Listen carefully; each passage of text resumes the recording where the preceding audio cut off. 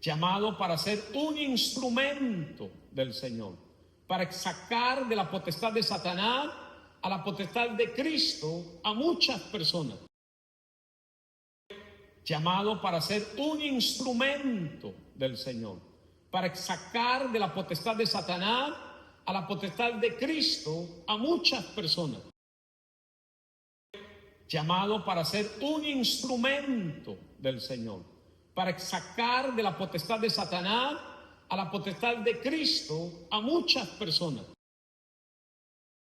Llamado para ser un instrumento del Señor, para sacar de la potestad de Satanás a la potestad para ser enviado. Hoy he estado meditando profundamente en este tema, que es acerca de la obra del Espíritu Santo en el discípulo. Amén.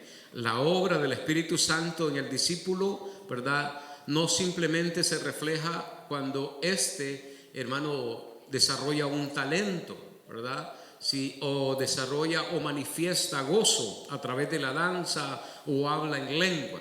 La obra del Espíritu Santo, hermano, inicia desde antes de que usted y yo nos convirtamos al Señor. Sin esa obra, difícilmente usted y yo hubiésemos venido al Señor, por no decir imposible, ¿verdad? Porque la obra del Espíritu Santo, hermano, nace con hacer convicción en el corazón del hombre para que éste reconozca su condición de pecador, ¿verdad? Entonces es antes de que seamos limpiados, lavados con la sangre del Cordero. Amén. Es donde se abre ese espacio, ese tiempo, hermano, donde el pecador oye la palabra, hermano, y el Espíritu Santo empieza a redarguir, le empieza a hacer certeza, ¿verdad?, acerca del pecado.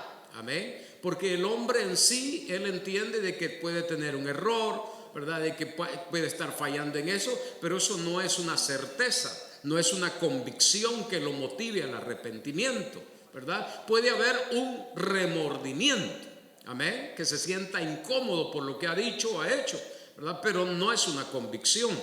Y hablando acerca de eso, pues, meditando acerca de eso, empecé a estudiar, ¿verdad?, esta obra del Espíritu Santo, y quisiera que me acompañe a Juan capítulo 14, donde el Señor, ¿verdad?, da la promesa a sus discípulos, gloria a Dios, que vendría el Espíritu Santo.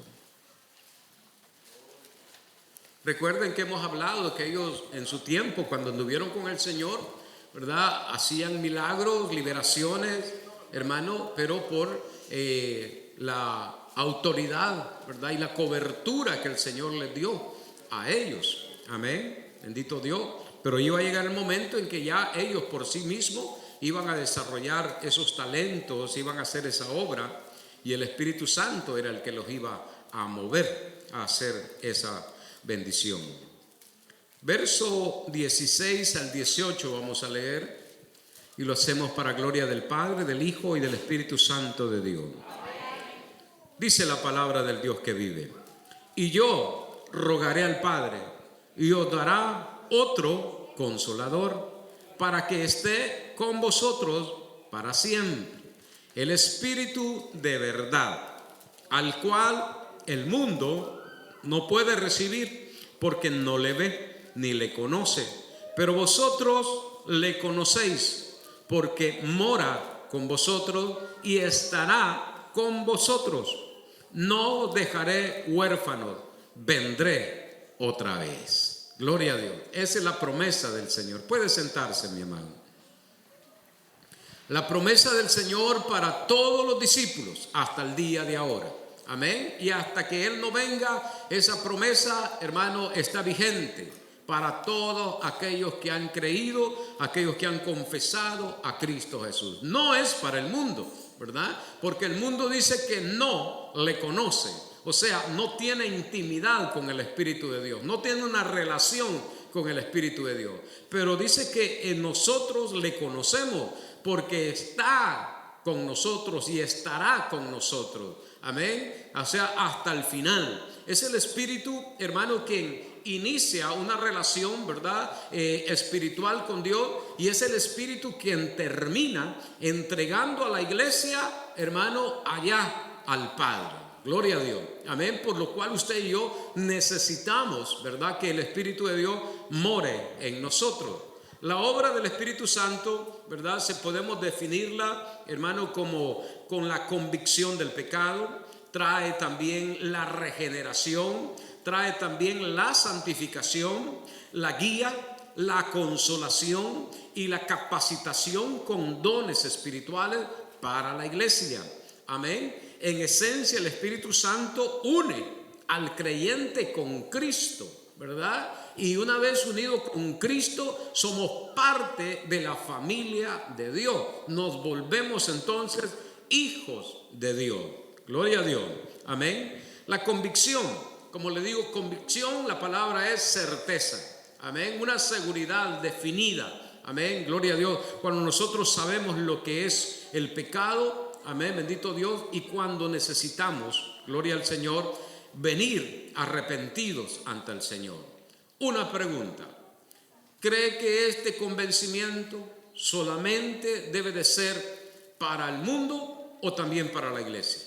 Esta convicción, hermano, de pecado solamente se manifiesta en el que no es creyente o también en el creyente.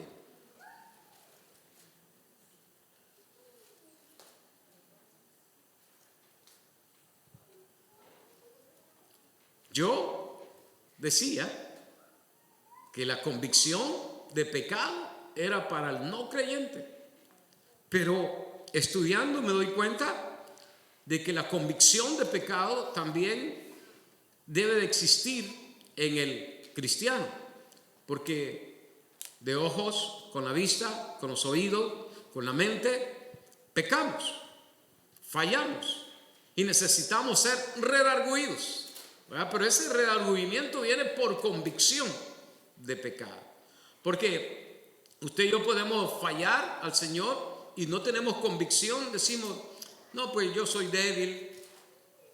Por eso muchos cristianos que entran al Evangelio tienen ya un tiempo en el Evangelio y todavía siguen fumando, todavía siguen hablando malas palabras, ¿verdad? Todavía tienen cierta atadura del mundo porque todavía no tienen convicción de que eso es malo, de que eso ofende a Dios, ¿verdad?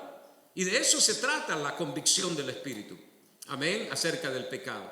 Cuando yo reconozco de que este cuerpo es templo y morada, ¿verdad? Y debo de santificarlo. Cuando yo tengo convicción de pecado, entonces yo rehuyo al pecado. Yo tengo, hermano, gloria a Dios, como meta no fallarle al Señor cuando tengo convicción de pecado.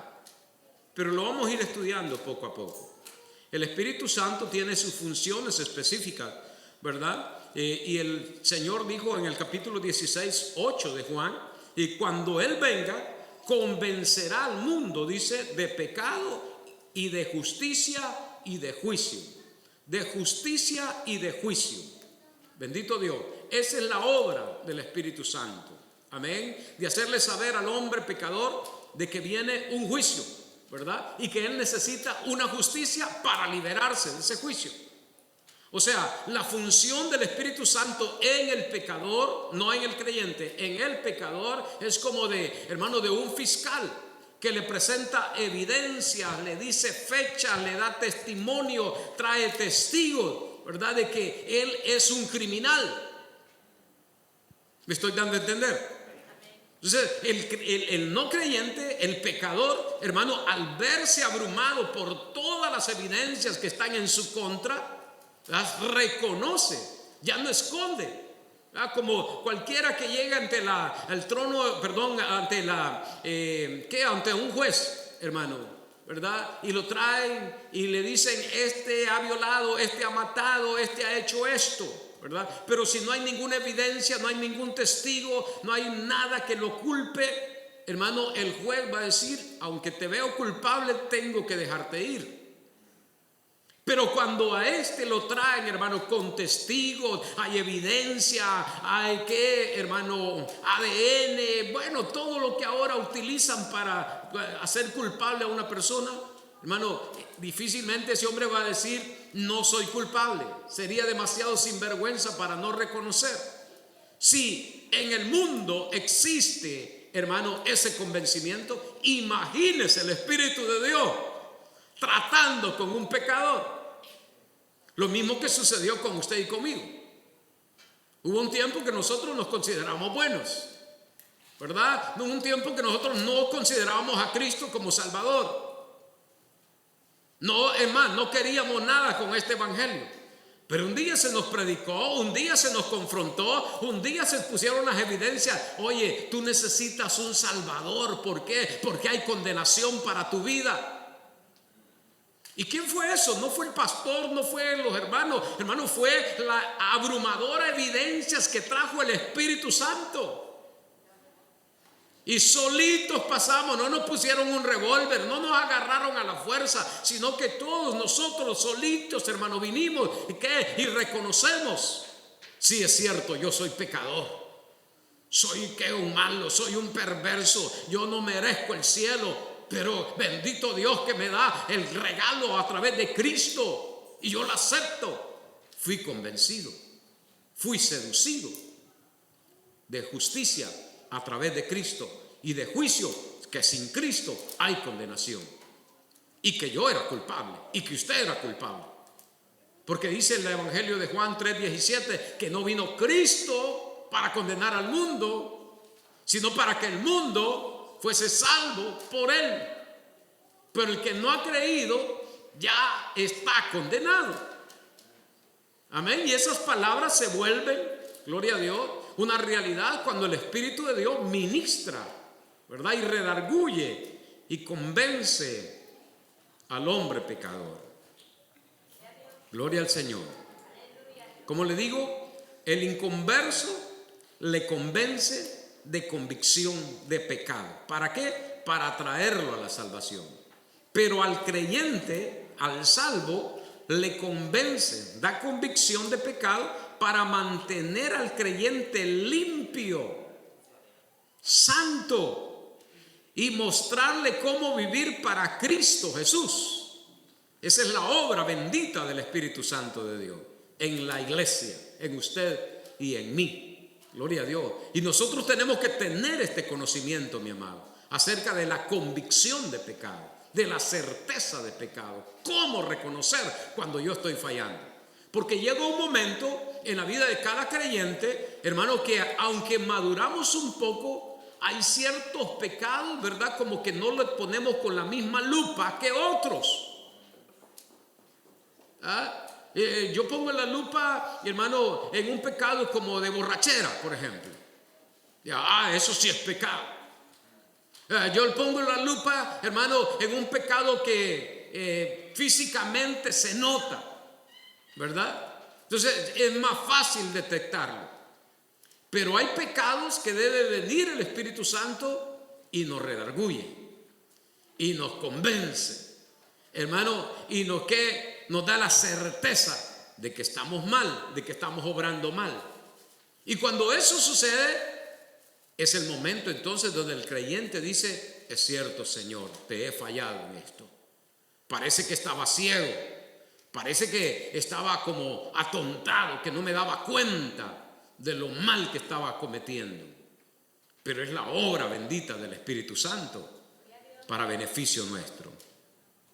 Pero debemos tener en claro la diferencia entre convicción y culpabilidad. No es lo mismo. La culpabilidad, hermano, es la que trae como a Judas, que él se sintió culpable, no fue convencido por el Espíritu, no tuvo certeza, hermano, por el Espíritu, sino por los mismos demonios que lo llevaron, hermano, por causa de su culpa, a matarse. El Espíritu Santo no hace eso. No culpabiliza al hombre para que éste se sienta desgraciado. y que éste ya no encuentre más salida que quitarse la vida y decir, no, yo no tengo perdón de Dios. Eso no lo hace el Espíritu Santo. Eso lo hace Satanás, el diablo. Pero el Espíritu de Dios, hermano, sí convence al hombre de pecado. Dice, por ejemplo, gloria a Dios, en Isaías capítulo 1, verso 18. Vayamos a la Biblia.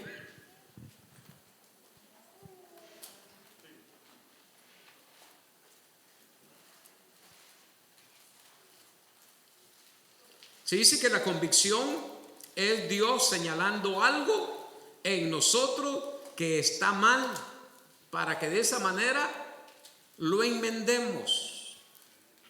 Esa es la convicción del Espíritu.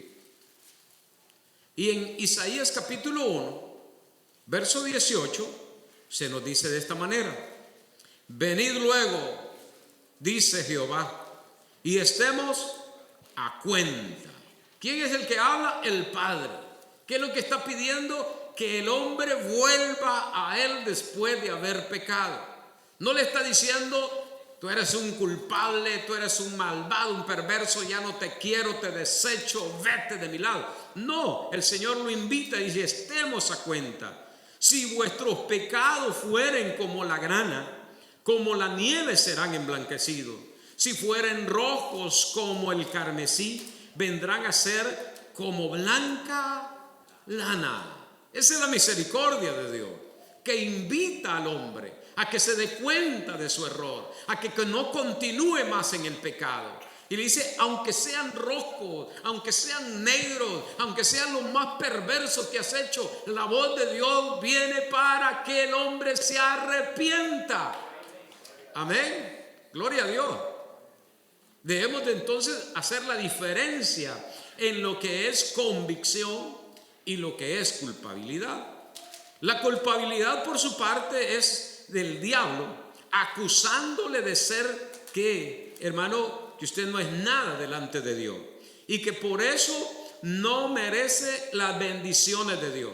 La culpabilidad es un sentimiento general, ¿verdad? Se desarrolla en todo el mundo. Pero ¿quién es el autor? Satanás, el diablo.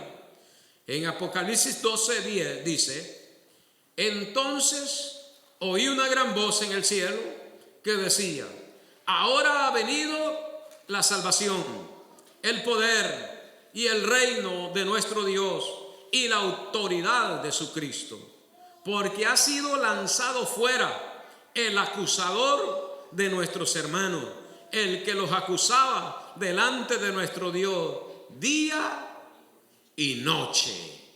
Día y noche. Todos los días y todas las noches, hermano, hay un acusador.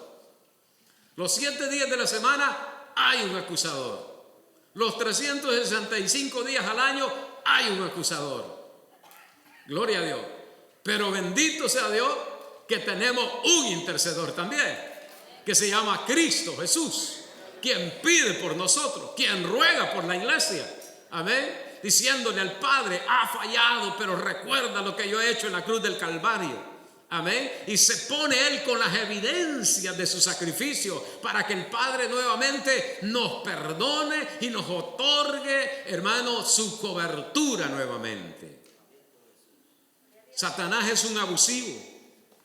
Fue a acusar a Job delante de Dios. Lo difamó delante de Dios, hermano. Gloria a Dios. Aleluya. Pero también Cristo el Señor estuvo allí para defender a Job y a cada uno de nosotros. Siempre me gusta poner este ejemplo de Zacarías capítulo 3, cuando el sumo sacerdote se presenta con ropa viles delante del Señor. Y dice que Satanás estaba a la derecha acusándole, diciéndole, tienen ropa viles, tienen ropa sucia porque están en pecado. Ya no merecen llamarse tu pueblo. No, ya no, tú no tienes que darle cobertura. Ya no debes bendición. Ya no los perdones. Son una gente mala, acusándole de día y de noche. Pero el ángel de Jehová dice que también estaba allí junto al sumo sacerdote Josué. ¿Para qué? Para interceder por él, para rogar por él, hermano. Entonces hay una diferencia en cuanto a que podemos ser convencidos y otra de que podemos ser culpabilizados de parte del enemigo. Gloria a Dios. Pero hay una gran diferencia. El Espíritu Santo viene para que detectemos, para que nos aseguremos del pecado que está dentro, ¿verdad? Y de esa manera sacarlo y renunciar a él para que el Señor nos perdone.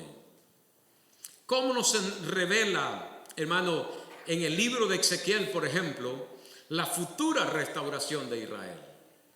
¿Sabe que Dios, hermano, a su pueblo Israel, bendito Dios, lo hizo pasar por grandes tribulaciones, donde pueblos vinieron, hermano, y se adueñaron de su voluntad, de su riqueza y de la abundancia que el Señor les había provisto? Pero en el capítulo 36 de Ezequiel se nos habla de la futura restauración de Israel. Y no solamente en lo físico, en lo material, sino que está hablando en lo más especial, en lo espiritual. Amén. Y se da, hermano, y veía yo la obra del Espíritu Santo en esta parte. Ezequiel capítulo 36, si me hace el favor, verso 25.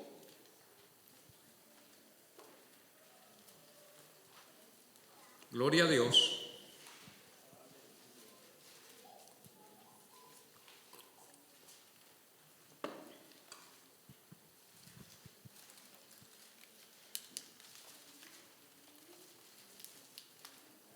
Del 25 en adelante dice: esparciré sobre vosotros agua limpia, y seréis limpiados de todas vuestras inmundicias, y de todos vuestros ídolos os limpiaré. Os daré corazón nuevo, y pondré espíritu nuevo dentro de vosotros, y quitaré de vuestra carne el corazón de piedra, y os daré un corazón de carne. Es una obra extraordinaria la que el Señor, hermano, va a hacer, digo, bendito Dios, porque no todo Israel ha sido por completo, hermano, transformado por el Señor Jesucristo. Pero es una promesa para todo el pueblo de Israel y para aquellos que hemos creído. El Señor hizo su obra limpiándonos con agua limpia, pura, que representa la palabra. Amén. Luego la obra del Espíritu Santo en quitar ese corazón duro, ¿verdad? Ese corazón, hermano, donde la palabra no entraba, donde lo bueno no salía, ¿verdad? Dice que fue arrancado y puesto un corazón de carne que sienta la presencia de Dios, que se duela cuando hagan algo mal. Gloria a Dios. Amén. Así, de esa manera, Dios está obrando a través de su Espíritu. Y luego el verso siguiente dice: y pondré dentro de vosotros mi espíritu, y haré que andéis en mis estatutos, y guardéis mis preceptos, y los pongáis por obra. Sin la ayuda del Espíritu Santo, uno no guarda la palabra de Dios. Uno, hermano, que tiene en poco los preceptos del Señor. No hacemos la obra del Señor. Pero dice que vendrá el Espíritu Santo y haré, dice el Señor. Una vez que el Espíritu de Dios, hermano, está en la persona, empiezan los cambios. Así de sencillos. Sin estarlos obligando a nada. Sin estarlos amenazando. No, de voluntad propia. Y empezamos a guardar la palabra, hermano, y hacer que la palabra de Dios, bendito Dios, aleluya, sea de mucha honra para nosotros. Y el Señor promete y les dice: habitaréis en la tierra que di a vuestros padres, y vosotros me seréis por pueblo, y yo seré a vosotros por Dios. Luego, hermano, en el verso 33 dice: y os acordaréis de vuestros malos caminos y de vuestras obras que no fueron buenas, y os avergonzaréis de vosotros mismos por vuestras iniquidades y por vuestras abominaciones. Aleluya. Mire, viene uno, hermano, y se recuerda de lo borracho que era, de lo mal hablado que era, de lo sinvergüenza que era, de lo ladrón que era, hermano, pero siente vergüenza. ¿Por qué razón? Porque antes lo hacíamos y no sentíamos eso. Pero ahora que el Espíritu de Dios y su obra está en nosotros, empezamos a sentir esa vergüenza. Pero ¿cómo pude haber hecho esto? Pero ¿cómo pude ofender a las personas? Pero ¿cómo le pude haber hecho esto a mi familia, a mis padres, a mi esposa, a mi esposo? ¿Verdad? Somos avergonzados, pero no, hermano, para ser eliminados, sino para qué? Para reconvenir, ¿verdad? Y replantear nuestras vidas y hacer de ahora en adelante lo mejor para el Señor. Aleluya. Dice, avergonzaréis de vosotros mismos por vuestras iniquidades y vuestras abominaciones. Así ha dicho Jehová el Señor. El día que los limpie de todas vuestras iniquidades, haré también que sean habitadas las ciudades y las ruinas serán edificadas y la tierra asolada será labrada en lugar de haber permanecido asolada a ojo de todos los que pasaron. Y dirán, esta tierra que era asolada ha venido a ser como el huerto del Edén, con nuevos frutos, ¿verdad? ¿Cuántos éramos desiertos aquí? Una tierra asolada, hermano, es aquella que no se siembra, ¿verdad? Que no se le ponen árboles frutales, que está estéril, abandonada. El monte, la maleza crece, los espinos crecen. Amén. Y todo el mundo cuando pasa dice, hombre, no hay nadie que pueda sembrar aquí. El dueño de esta tierra, ¿qué le pasa? Que no la utiliza, le está echando a perder. Pero luego, ¿qué pasa, hermano? Y el dueño de aquella tierra la empieza a podar, la limpia, hermano, la que remueve la tierra y siembra. Y al tiempo, aquellos hombres que han visto aquella tierra desolada pasan y dicen, wow, qué cambio, qué frutales, qué hortalizas, ¿verdad? Qué cereales se están produciendo aquí. Así es la vida de cada uno de nosotros con el Espíritu de Dios. Cuando la obra del Espíritu Santo está en nosotros, hermano, hay nuevos frutos. Ya no son los frutos de la carne. Pleito, contienda, envidia, borrachera, cerequía, ¿qué? Adulterio, fornicación, inmundicia. Ya no hay malas palabras. Ya no está aquel hombre agresivo. Ya no está aquella ira constante. Ya no está, hermano, aquel hombre que, gloria a Dios, que por nada se enoja. Lo ven y está en su juicio cabal, como el gadareno. ¿En cuántos ha hecho la obra? Que como que estoy hablando con gente ignorante, que nunca Dios ha hecho algo con ellos, hermano. ¿Ha hecho algo con ustedes, hermano? ¿Verdad? Ha cambiado nuestro lamento en baile. Nuestra tristeza se fue para que el gozo de Jehová permanezca por la obra del Espíritu Santo. Pero vino primero, hermano, por la convicción de pecado. Si no hay convicción de pecado, no hay cambios. No hay un nuevo hombre. No hay frutos diferentes. Todo es estéril y todo está asolado. ¿Qué es la convicción del Espíritu Santo? Pudiéramos preguntar. En primer lugar, no es simplemente una conciencia de culpable o incluso el sentir vergüenza por el pecado. Tales sentimientos se experimentan naturalmente por casi todo el mundo, ¿verdad? Pero esto no es una verdadera convicción de pecado. Segundo, la convicción de pecado no es un sentimiento de temor o presentimiento del castigo divino, porque muchos sienten miedo cuando se les habla de Apocalipsis. Pero yéndose de la iglesia y de lo que oyeron, vuelven a su pecado. Entonces la convicción no es un sentimiento de que van a venir juicios. Es algo más. Gloria a Dios. ¿Verdad? Estos sentimientos también son experimentados frecuentemente en los corazones y en las mentes de los pecadores. Hay una desgracia y dice, este es el fin del mundo, ¿verdad? Un tornado, hermano, un terremoto, y no solamente en la iglesia, no, el mundo entero dice, este es el fin del mundo. Pero no hay convicción de pecado, por lo cual no hay arrepentimiento genuino. Gloria a Dios. En tercer lugar, la convicción del pecado no es simplemente el conocimiento del bien y el mal. No se trata de un dictamen conforme a las enseñanzas de las Escrituras acerca del pecado. Porque ¿cuántos no son teólogos, pero no son cristianos? ¿Sabe que hay gente que estudia teología solo para saber? Pero no son cristianos. O sea, no han tenido un arrepentimiento y han entregado sus vidas por completo al Señor. Hay mucha gente que sabe Biblia más que nosotros. Pero eso no significa de que sean convencidos del pecado. Lo siguen practicando, siguen viviendo mal delante de los ojos del Señor. Son plenamente conscientes que la paga del pecado es muerte.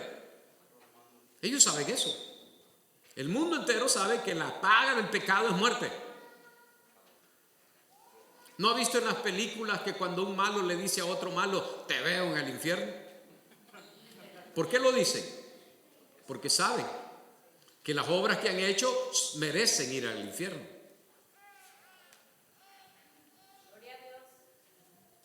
Pero eso no es convicción de pecado.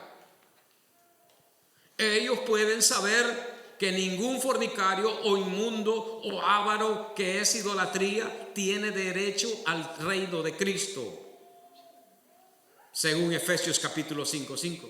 Lo saben perfectamente.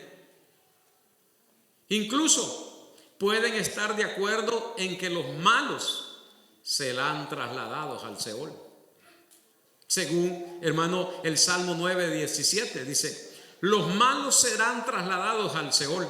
Toda la gente que se olvidan de Dios. Ellos lo saben. Porque nunca tienen en cuenta a Dios.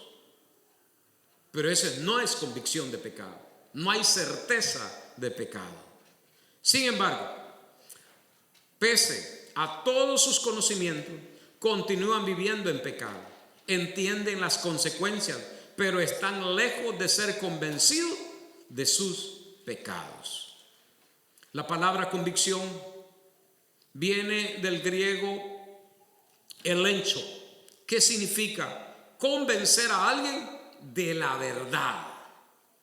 Convencer a alguien de la verdad. Por eso el Señor dijo, enviaré el Espíritu de verdad. Porque solo el Espíritu Santo de Dios puede llevar al hombre a un convencimiento de la verdad y sacar la mentira que por años Satanás la ha puesto en la mente del pecador. El engaño de las tinieblas se ha, hermano, engendrado desde la niñez de la que el hombre empieza a crecer, o ya viene con él en su cuerpo, en su mente. Gloria a Dios. Y se va perfeccionando a lo largo de los días. Pero solo el Espíritu de Dios tiene la capacidad, el poder de convencer al hombre de la verdad. Y la verdad, cuando se encuentra para ser reprobado, cuando se encuentra para ser acusado, para ser refutado, para ser interrogado, para ser confrontado, el Espíritu Santo hace esa obra maravillosa. Amén. Convenciéndole de la verdad, declarándole, tú eres hombre, tú fuiste creado, no eres el creador. Le cambia la mentalidad materialista de creerse que porque su dinero, por las posesiones que tiene que más oportunidades que otro. El Espíritu Santo le dice, tú eres un mortal. El dinero no hace nada a favor tuyo en la vida eterna. Lo convence de eso.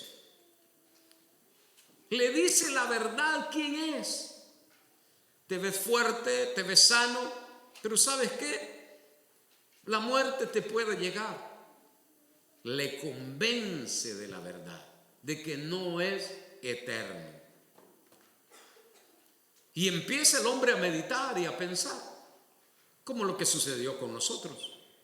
Un día el Señor, hermano, tanto aquí dentro de la iglesia como afuera, en el trabajo, en la calle, manejando, el Señor lo hizo a usted y a mí que meditáramos en después de la muerte. Nos empezó a redarguir, hermano, gloria a Dios, para que analizáramos nuestras vidas. ¿Qué sería de nosotros si morimos hoy? Y es el Espíritu Santo el que está convenciendo al hombre de esa verdad. Para que sienta ese reproche. Que oiga que el Señor le dice, como le dijo a Adán, ¿dónde estás tú? A esa palabra, gloria a Dios, que llegó a Adán. Pero Adán, ¿qué? Buscando pretextos, excusas y defendiéndose, como diciendo, yo no he hecho nada, la mujer que me diste me engañó. La mujer dijo, la serpiente me engañó y yo comí. Y ninguno se hizo cargo. Pero el Espíritu Santo tiene esa capacidad de podernos convencer. Tener la convicción es experimentar un espanto total del pecado. Ser convencidos por el Espíritu de Dios. Es como cuando Isaías, en el capítulo 6, entra al templo. ¿Y qué ve? La gloria de Dios. Y que serafines cruzaban, dice, y con 6 alas, y con 2 volaban, con 2 tapaban su cara, con 2 sus pies, y gritaban, cantaban, santo, santo, santo. Y aquel mover espiritual y aquella gloria espiritual donde había entrado aquel hombre, lo hicieron que confesar su culpa.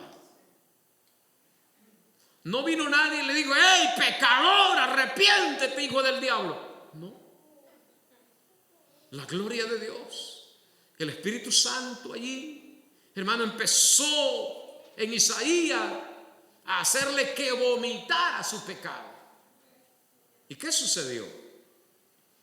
Entonces dije, ¡ay de mí! Una exclamación de dolor, ¿verdad? No es un simplemente, uy, ¿aquí qué pasa? No. Está sacando, ¿verdad? Con un temor reverente, con un respeto y con un reconocimiento, con un convencimiento de que estaba ante la presencia de Dios. Le hago una pregunta. ¿Era la primera vez que Isaías entraba al templo? De seguro que no. Pero era la primera vez que Dios se le estaba revelando. Es la primera vez que el Espíritu Santo lo estaba tocando. Y dice, ¡ay de mí, que soy muerto! ¿Por qué? Porque es pecador. La paga del pecado es muerte. Y en la carta a los Efesios capítulo 2, verso 1 dice de que todos estábamos muertos en delitos y pecados. Porque siendo hombre inmundo de labios y habitando en medio de pueblo que tiene labios inmundos, han visto mis ojos al Rey Jehová de los ejércitos.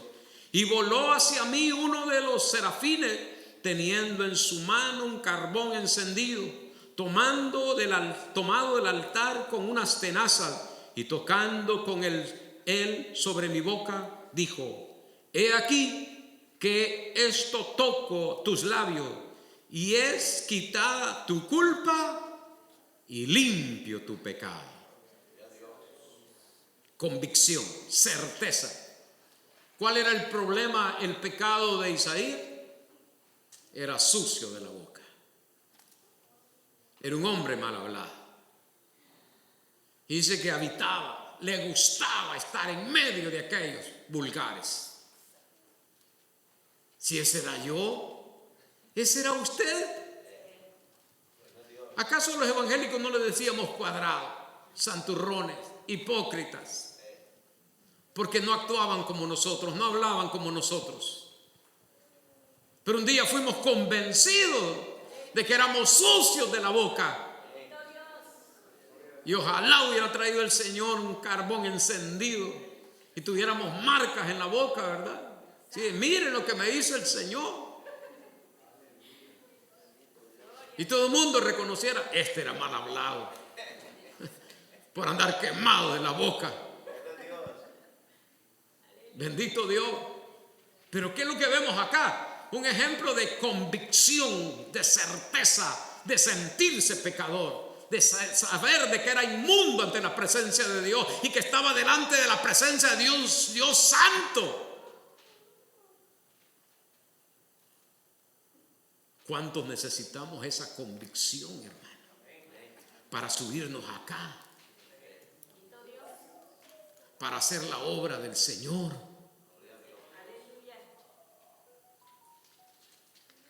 Nos debería de temblar las piernas, porque venimos a adorar a un Dios santo.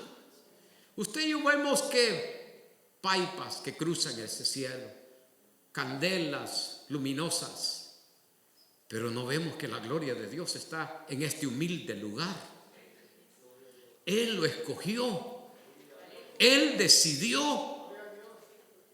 ¿Para qué? Para que al venir yo aquí, hermano, salga de esto material y entre a un mundo espiritual donde vea su gloria.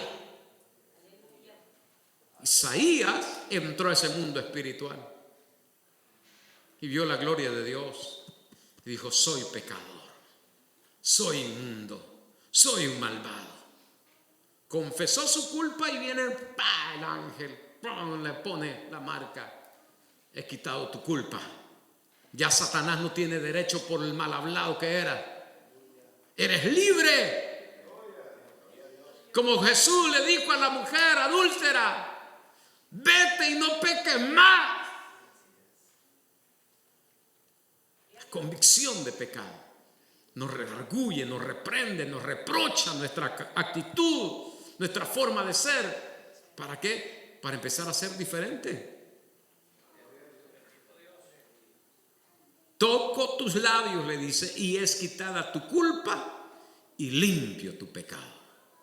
La mancha es quitada. Porque el apóstol Juan, en la primera carta también se nos dice en el capítulo 1, hermano, de que el que confiesa su pecado, Dios es fiel y justo, dice, para limpiarlo de toda mancha de pecado. El que confiesa su pecado. Sí, como le digo, como seres humanos oímos y pecamos, vemos y pecamos, pensamos y pecamos, sentimos y pecamos, pero el Espíritu Santo viene y antes de entrar digo, Señor, perdone por lo que he dicho, he hecho, me arrepiento, entiendo que le fallé, que ofendí su santidad, pero que usted me lo está redarguyendo para hacerme libre y acepto su perdón. ¿Por qué? Porque es quitada mi culpa y es limpio mi pecado. Y nuevamente vuelvo a ser parte del reino de Dios por medio de Cristo Jesús. Aleluya. Tenemos convicción de pecado cuando huimos del pecado. Cuando nos apartamos voluntariamente, reconocemos que ahí donde voy puede haber pecado. Puede haber algo que no me conviene. Cuando estoy viendo la televisión y veo cosas, digo, eso no me conviene, lo quito, tengo convicción de pecado. Cuando estoy oyendo un chambre, un chisme, mi amado, gloria a Dios, y digo, esto no me conviene, esto es lo que va a penetrar en mí, que odia a mi hermano, a mi hermana, entonces tengo convicción de pecado. No lo oigo. ¿Me estoy dando a entender? Veamos a través de la Biblia. Génesis capítulo 39.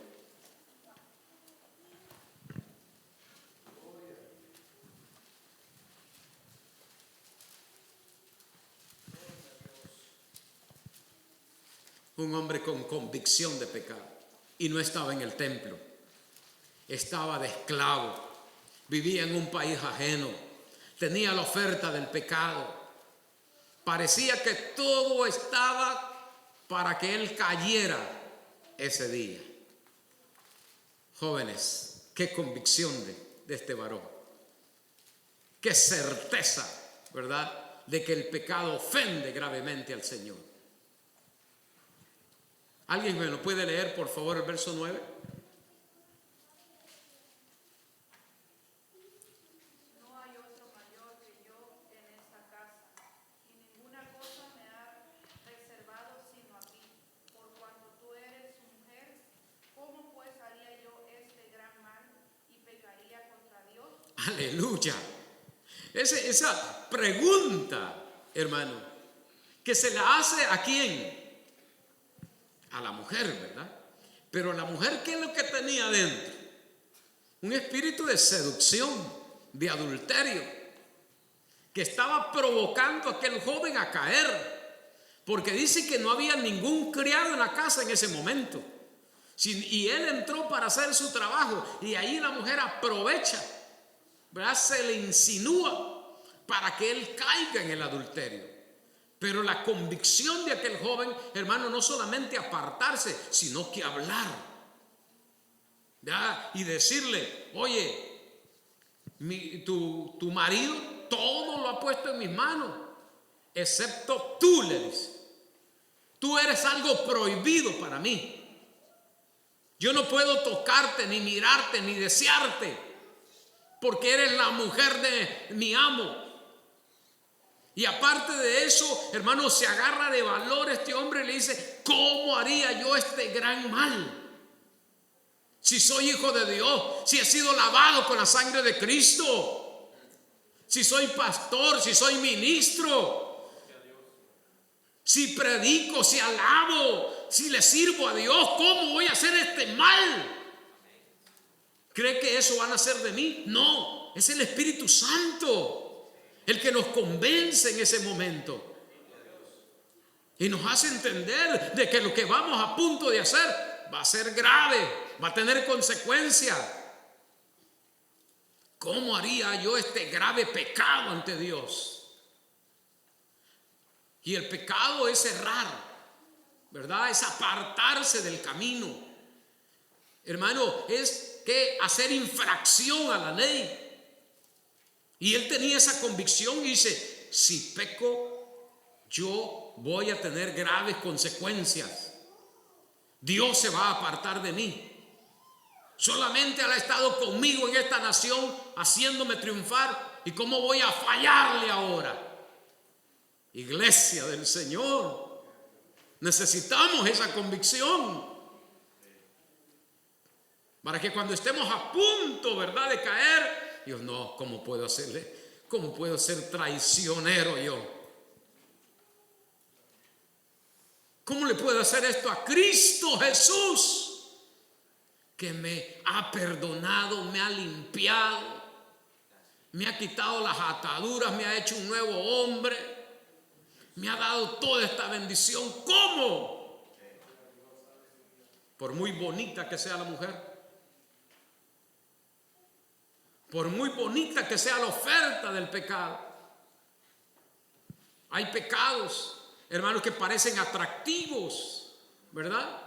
De tal manera que nosotros pensamos que hasta que es una bendición de Dios,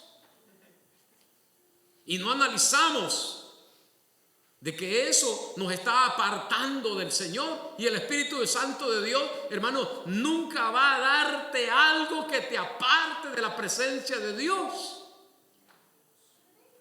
Simón, wow, este trabajo, uy, ¿cuánto voy a ganar?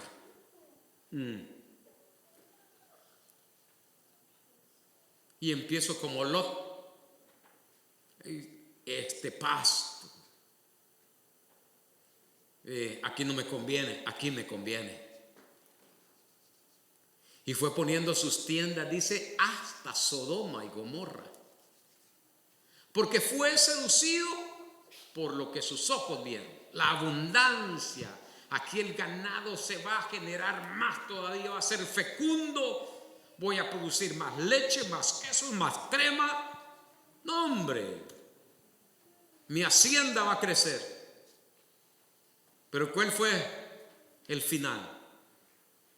Una familia dividida, perdió a su mujer, cayeron en pecado con sus hijas por no mirar y no atender. Hay ofertas que debemos de rechazar. Pedir la dirección del Señor. A José se le hacía fácil. No había nadie. La mujer lo deseaba. Es más, quizás hasta le dijo: no, hombre, yo te voy a tener mejor que mi marido. Ya vas a ver la vida que vamos a tener. Pero él dijo: ¿cómo haría este gran mal? ¿Cómo le voy a fallar? No solamente a mi amo, sino primeramente a mi Dios. Convicción de pecado que el Espíritu de Dios nos trae a usted y a mí. Nuestra actitud contra el pecado debe de ser como la de José, que huye del pecado, rechaza la oferta y proclama con su boca: no estoy para hacerle mal a Dios, ni para ofender a Dios. Estoy para servir y para honrar a mi Dios. Somos convencidos cuando somos conscientes de que tanto deshonramos a Dios con nuestro pecado. Cuando tenemos conciencia de que deshonramos esa vestidura blanca que se nos ha sido puesta. Cuando no tenemos cuidado y la ajamos. Porque el apóstol Pablo dice que debe ser sin mancha y sin arruga. El vestido de la novia de Cristo Jesús, que representan acciones, actitud, comportamiento en esta tierra. Cuando tenemos convencimiento del pecado, cuando tenemos certeza de lo malo que es el pecado, de lo feo que es el pecado, de lo abominable que es el pecado, entonces nos guardamos y empezamos a caminar correctamente. Lo vamos a dejar hasta aquí y el próximo lunes, si Dios lo permite, vamos a continuar. Amén. Es que oramos para despedirnos y rogamos al Señor que nos lleve con bien. Padre bueno, Dios del cielo y de la tierra, le damos gracias, Señor, en esta noche por este tiempo, por esta palabra, por la bendición que nos ha dado a través de su palabra bendita.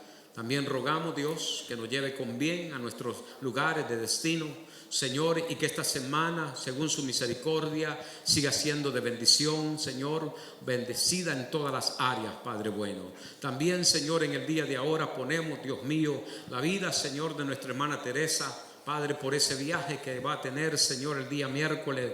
Padre Santo, que su cobertura, su protección, su amparo divino sea sobre ella, la libre de todo peligro, de cualquier mal, de cualquier accidente, Señor. Que de la manera como sale, regrese con bien, Dios mío. Que el viaje de ella sea bendecido, prosperado, con éxito, Señor. Padre Santo, en sus manos benditas, Señor. Padre eterno, ponemos, Señor, la vida de nuestra hermana. Guárdela, Señor, mientras viaja, Señor, en ese avión. Señor, en la carretera, Padre, tanto de ida como de regreso, Dios mío, en sus manos ponemos, Señor, la vida de nuestra hermana y le damos gracias por ella, Padre, en el nombre del Padre, del Hijo y del Espíritu Santo de Dios. Amén y amén. Gracias. Dios le bendiga.